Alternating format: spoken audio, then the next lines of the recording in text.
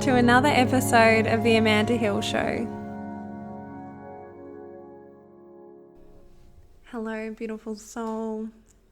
So good to be here with you. Thank you for spending this time with me, for listening to the potty. It feels so good to be back in conversation with you in this way. There's so many reasons I love the podcast. But for me, when I was, feeling into these conversations, I wanted to share with you. And there's just so many different ways to share now. There's Instagram posts, IGTV, there's mailing lists, just everything. And it just feels so yummy to be on the podcast because I love this style of conversation. I love that you are listening on your drive or on your walk or just while you're sitting down with a cuppa. I know for me, listening to podcasts is just such a nourishing, enjoyable part of my day. So thank you for inviting me into your day or your evening. It's a real honor. You might hear some birds outside. It's actually first thing in the morning here. It's such a treat that I have all this bird song that I wake up to every day in Frankston. If you don't know where Frankston is, it's an hour south of Melbourne, in Victoria, Oz. So that's where I'm coming at you from. Beautiful conversation today, and I have to shout out to the beautiful Maddy, who reached out to me asking if I had any tips for supporting a pregnant friend, because she has a few pregnant women in her life right now, and she wanted to ask from the perspective of me who'd been through pregnancy, if there were any ways that she could really support her friends. Now, I just love this so much, Maddy, because you've asked this question. You care so deeply for your friends and for making them feel really loved at this time. So I thank you so much, because this is such a missing piece in our culture. We hear so much about the physical realms of pregnancy around cravings and mood swings, amongst a lot of other things. What we don't hear so much about is the emotional and spiritual, mental aspects that are going on. This is a huge rite of passage in a woman's life. And when you support a mama or a mama-to-be, you support the whole world, because that mama or mama-to-be is supporting and loving and raising a human being. So I love any chance to discuss how we can nourish and nurture mamas. So thank you for tuning in. If you are wanting to know how you can support mums in your life more, thank you so much.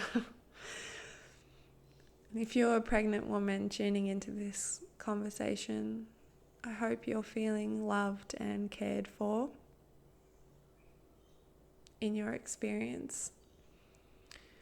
Before we dive in, I just want to mention that I do have pregnancy, birth and postpartum blogs on my website.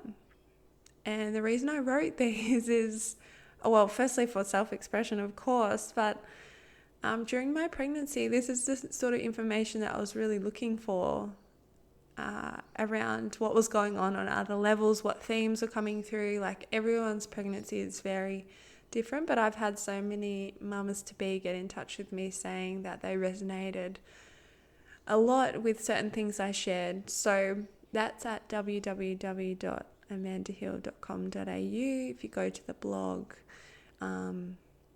those pieces are there and they might be really supportive for you. If you have a question yourself that you'd like me to answer on the potty, shoot me an email, a message through my website. It's the best place to get in touch. If you follow me on Instagram, you might have noticed I have my DMs closed. This is something I did during pregnancy, and it's just perfect for this season in my life. I just don't have the space to be present in there and at this point in time. So email is the best to reach me. All right, let's get in. So I have 10 ways that you can love the shit out of your pregnant friend.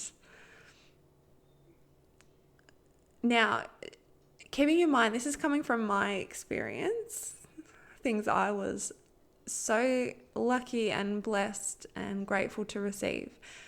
And these are coming from multiple people in my life. So if you're a friend of a mama listening in, just keep that in mind. It's not about doing all 10. I received this from multiple people. I just want to give you a lot of ideas and then just roll with, use your intuition around like what excites you the most, or what you think, oh yeah, I think she'd love that. And roll with that. And other things might be seeds planted for another friend or another day. So, all right, number 1. Ask your friend this question. How can I support you best right now?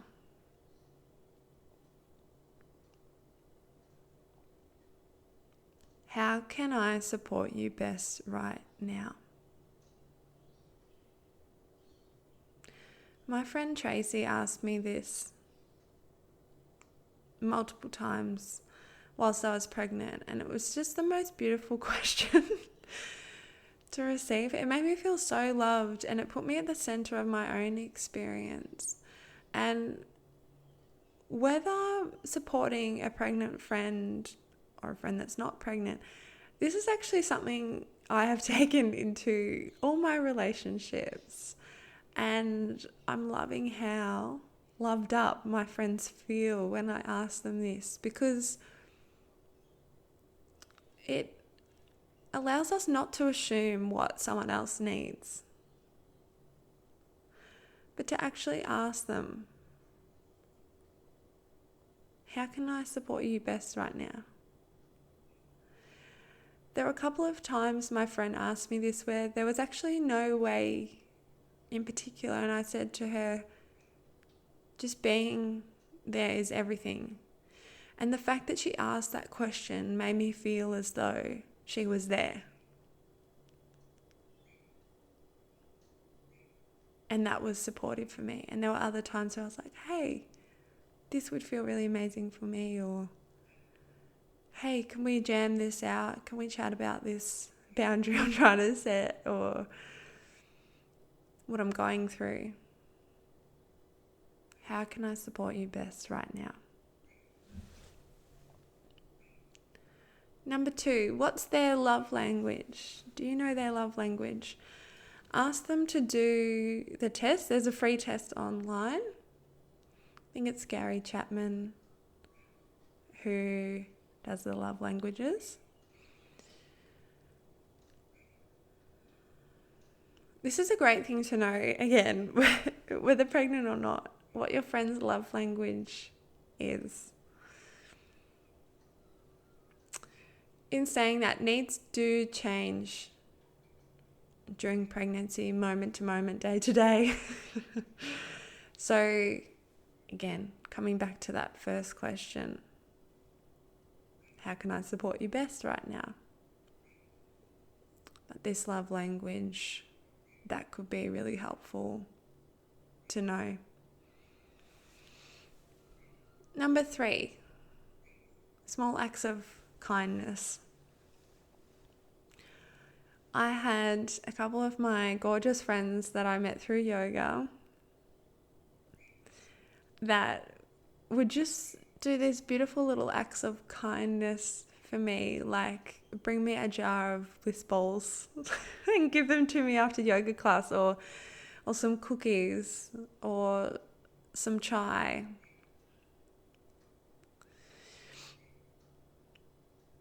And it just made me feel so loved, just those little acts of kindness. Another idea here is to ask your friend what they are craving. The pregnancy cravings are real. So ask them like the night or the day before you hang out with them, and then bring them that. I know this sounds like so simple, but when you're pregnant, like the cravings are real.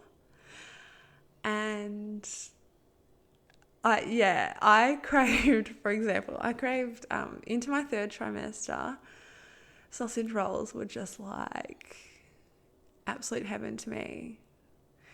And I had a couple of friends who would, if we were hanging out, they'd say, do you want to get a sausage roll? Or they'd bring me one by surprise.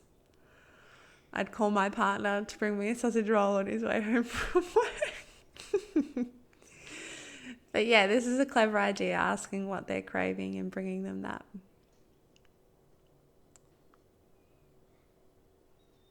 Number 4, don't take it personally if they don't want to see you as much or they want to see you more. Pregnancy is a huge undertaking. There is so much going on energetically, physically, emotionally, mentally, and it's constantly changing. I always said it was 4 seasons in one day, so I could wake up feeling a certain way and then an hour, a minute later feel completely different. And a pregnant woman is going through a massive transformation. She's holding space for a whole nother human being to literally be born through her. And she's holding a lot of space in that regard. So her capacity might change. As I said, she might want to see you more, or she might want to see you less. This depends on how she best receives support. I know I went more inward during my pregnancy. Everyone's different. And I craved more space to myself. I drifted from certain friends. I got closer with other friends.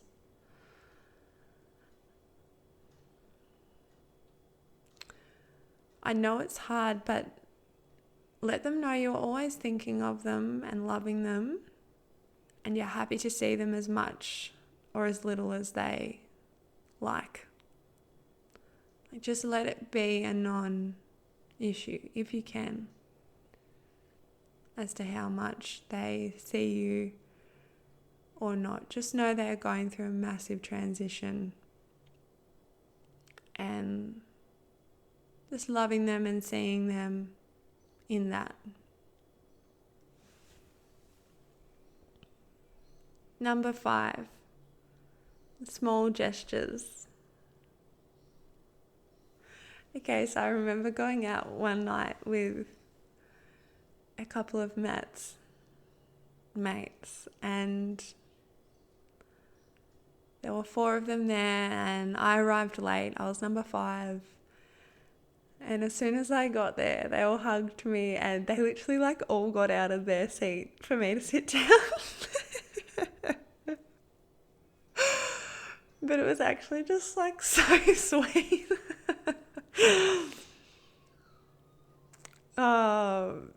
And then the time as well, I was going away with my girlfriends, and we were carpooling. There were 4 of us and I was the last to be picked up, and they'd left the front passenger seat for me just to be more comfortable. So yeah, little small gestures like that,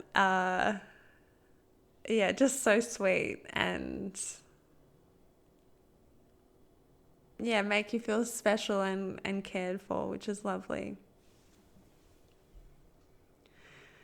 Number 6, offer to host their blessing way or baby shower for them if they are wanting or having one.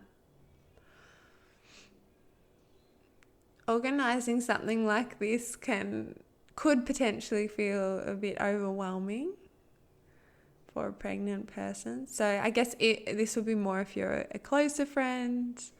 My blessing way actually got cancelled because of COVID, but my sister had organised it all with my doula, and that was just really nice because I didn't have to do any of the back and forth communications and any of those, little details. So if you are really close with your pregnant friend, this could be an option to, offer to organise it, or offer it to have it at your home, or offer to come over early if it's at their house and help put it together, or help clean up, because that's a really special ceremony.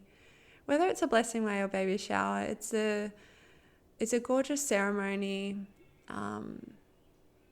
for that mama. Number 7, this is something as they're waiting for baby. First of all, do not text them asking if they've had the baby yet. I know if you're listening to this podcast, I'm like preaching to the choir here. I wish I could just have this on a megaphone out to society, but you will know when baby comes. So don't ask them if they've had the baby yet. Ask them how you can help. Ask them if you can come over and give them a massage. Again, being aware that they might be going into their own space really deeply.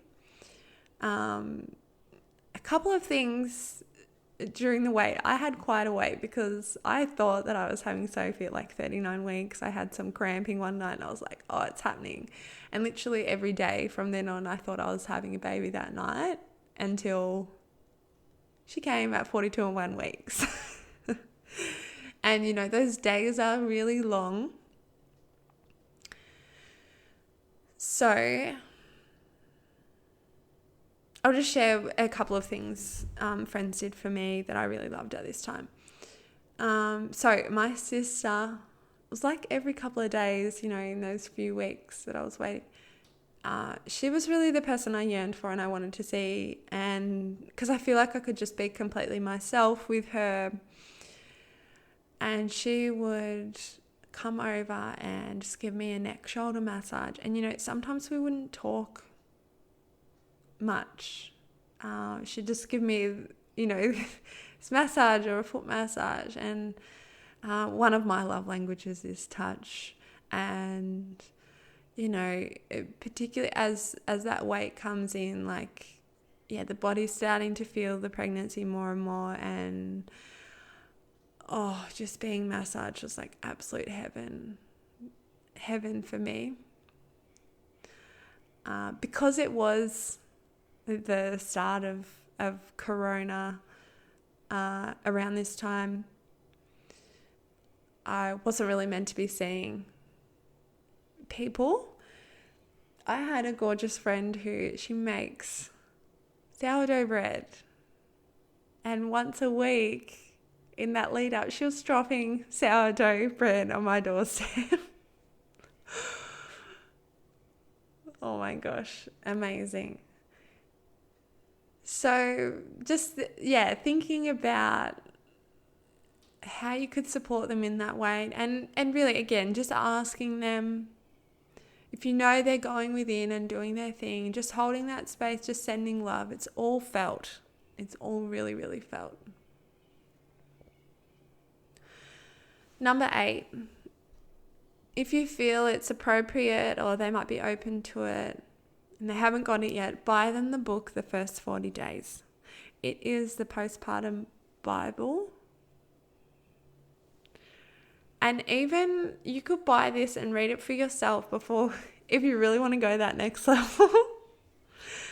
Because it is such a philosophy around how we care for mamas, how we approach the postpartum. So if you read that first and then passed it on to your mama, wow, what a gift. What a gift. This book, The First 40 Days. Number 9, when it comes to visiting postpartum, once they've had baby, I'm actually just going to get up because I shared on Instagram what I believe was the gold standard postpartum visit that I received from my beautiful friend Lucy. She's a mama of 3. So she was bringing that level of awareness and wisdom into the space as well. But I just thought I'd share because there's some great ideas here. And as I said, it was the gold standard. Okay, I'm just going to read out this post and just know it's on my Instagram if you want to look over this or save this and, read it before you visit your friend postpartum. So I've written, today I want to share with you the postpartum visit I received from my dear friend Lucy. May this be an example of how to give a royal treatment to a new mama. A week after Sophie was born, she messaged, I'm coming to deliver some goodness to you tomorrow. Would you like a drop and run or a wee visit? I replied, a wee visit would be super. But I felt zero pressure. I knew there was no expectation either way. She arrived with her hamper, including homemade dal, homemade bolognese, both in takeaway containers so extra could be easily frozen, bespoke olive bread, chocolate, homegrown figs, nuts, and bone broth. I'll never forget the look of pride in her eyes when she arrived in the doorway of my bedroom to see Sophie and I snuggled up. She sat on the bed beside me. She asked how I was, how the birth was, did I tear, was I tender? The space was for me to share. She listened. Nothing in her energy felt like she was waiting to hold baby. Towards the end of the visit, it felt good for me to offer a hold. She graciously accepted. We looked at Soph and looked at each other with tears in our eyes. After an hour total visit, she said, I'm going to leave you girls to it. Are you hungry? I've made a note here. Breastfeeding mamas are always hungry. She made herself at home in the kitchen and came back with a steamy bowl of dal, olive bread, chocolate, figs, and hot cup of tea. She kissed us and said, I'm here anytime for anything. I'm just a call or text away. Just having a little tea break here.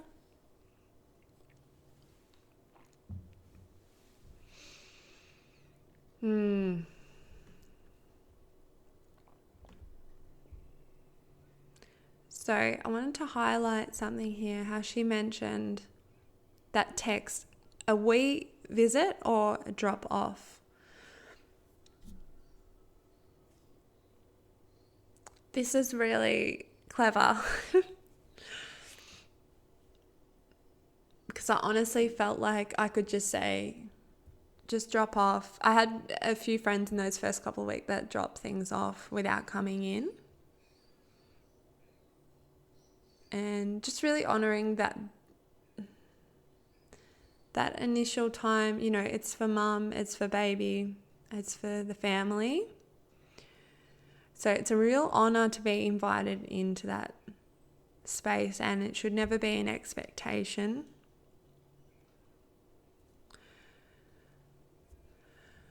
I received a lot of messages along the lines of, Let me know if there's anything you need. This is beautiful. This is so well-meaning, comes with so much love. But what I would recommend is actually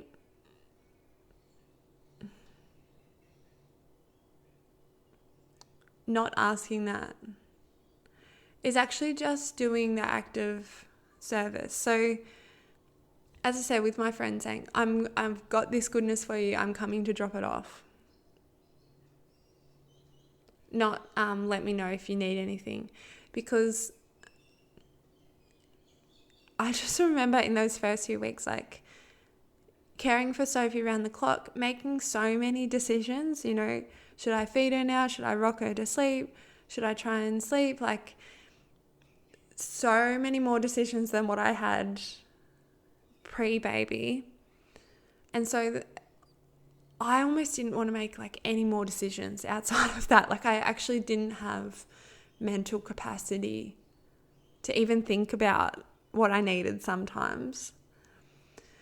So this is why it can be really clever to just be creative, take that initiative yourself and go, maybe I'll just drop off food, you know, like just tell the mum or the dad, just message them, hey, I'm dropping off some food out the front. Or if you know they're home, just drop it off and text them saying, hey, little goodies out the front for you, you know, no questions asked. And I've got a beautiful friend who's a doula who mentions that in her work as a doula, it's about giving without any expectation of anything coming back.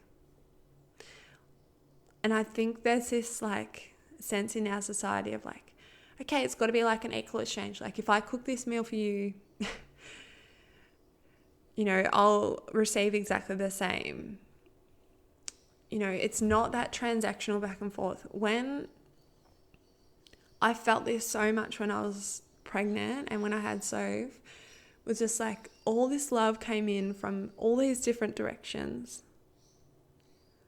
And I know that that's not necessarily like who I'll go straight back to, if that makes sense. Like, I know that now when I've had women pregnant in my life or just had babies, like I've almost like passed that on. It's like what they call the red thread, like pass that on without expecting to receive like back from that person. It's like we just pass it on. It's like if you're in the life of a pregnant woman, you have an opportunity to serve them.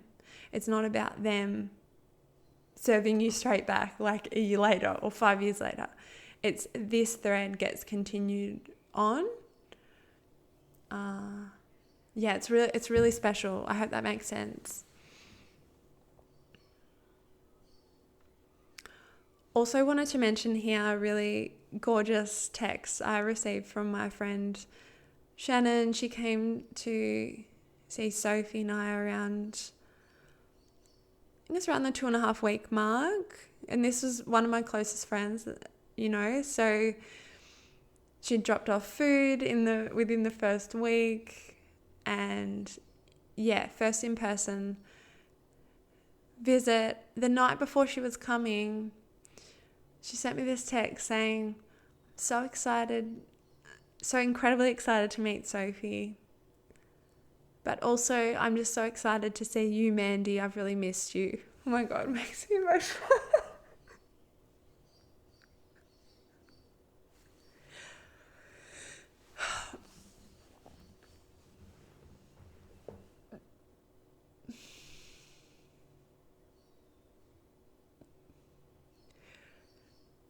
Oh, this just like, it hit me so much in my heart because obviously all of my friends and family were so excited to meet Sophie and so in love with her just like I was.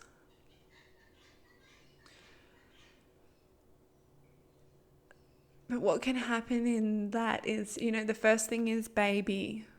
Everything is baby. So it's really lovely to use any opportunity you can to see Mama. I was lucky that I had so many people who were so aware of this. And this was just a small way that, my friend made me feel really special in that process. Just remembering that, like, baby has been born, mum has been born as well. Mum has given birth, and this is a whole new chapter and experience for her. And really see her. She's just given birth, no matter how she's given birth. She's just given birth to a child. Really see her and honor her just as much as baby. Lastly, on this visiting in the postpartum note, if you do have the honor of being welcomed into the home, do the dishes, do some washing, do anything that you can see is needed around the house. You don't even need to say, can I help out, or can I do the dishes? Just literally start doing them. Unless you feel as though you've overstayed your welcome or mama needs some rest. Offer to change the sheets, or just ask, where are the fresh sheets? And then put the dirty ones on in the washing machine. Little ideas like that. These are just such huge helps. I had so much help with housework in the postpartum, and it meant that I could rest more because my space was clean. Number 10. Consider buying a postpartum gift for mama instead of a baby gift. We received so many gifts that, in fact, next time around, because we have all this baby stuff now, and we've kept it ready to use for next time. So I'm actually considering next time doing like a wishing well, like a financial contribution towards my postpartum care, in whatever care that I'm wanting, whether that be massage or cleaner or meals, whatever it is, because we have everything and more for Sophie. We have 20 Muslim wraps. We used, just a few. And of course, all of these gifts are so gratefully received. But just to keep in mind, because, you probably wouldn't know this unless you'd had a baby. I would consider buying her a postpartum gift, whether it be buying her like a visit from a cleaner. Oh my gosh, 1 or 2 hours of a cleaner is like an incredible gift. Buying her a few beautiful meals, bath salts, like making her a little care package. Just know that baby will have a million gifts and baby is pretty much fine. Mama is the one that's caring for baby 24/7, so most important is to nourish her. Okay, so that's the 10. As I said, this is a really long list. And remember, I received these things from multiple people, so it's not all on you to do all of it for your friend. But I hope that it has given you some ideas. Run with what excites you the most and come back to that number one, that first question, asking how can I best support you right now, is a sure way to have your friend feeling super loved up. All right, thanks for tuning in. Have a beautiful day.